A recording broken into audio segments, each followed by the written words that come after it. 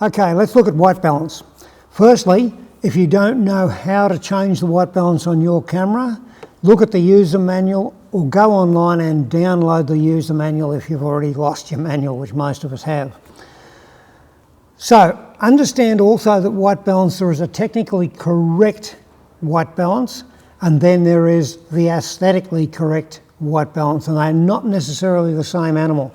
So you will have variations. Your perception of colour will be different from other people's.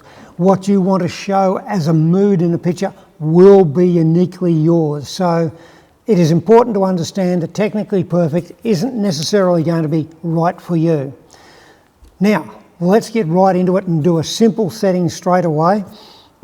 I'm going to suggest for most people shooting on JPEG, for instance, and that is important, but most people shooting JPEG format who are doing average everyday photography, they can quite happily set their camera to auto white balance. AWB is usually the symbol for it in different variations, but that's generally what it is, auto white balance. That takes all the white balancing and gives it to the camera. You don't take any responsibility for it at all, the camera does a lot. Now it will work for 90% of your average everyday shooting. Where it will not work is if you're a sunset shooter or a sunrise shooter or a landscape photographer who shoots late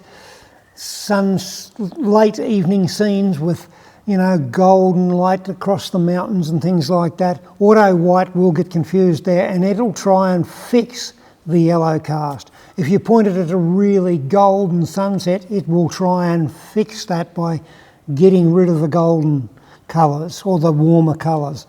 So just be aware that auto white is great for 90% of your shooting, but for some things it is not good at all. Now, just a really quick thing, if you're for the sunset shooters or the moody landscape shooters, quite often it is better just to go to daylight. And the symbol for daylight shooting on most cameras is a round circle with little rays of sunshine coming off it, not particularly difficult to understand.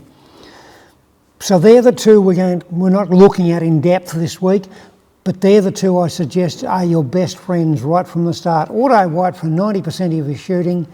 The other 10%, if you're doing sunsets, sunrises, late afternoon landscapes and things, set it to daylight white balance, represented by the sun. Okay guys, next week we'll cover the rest of them. Until then, good shooting.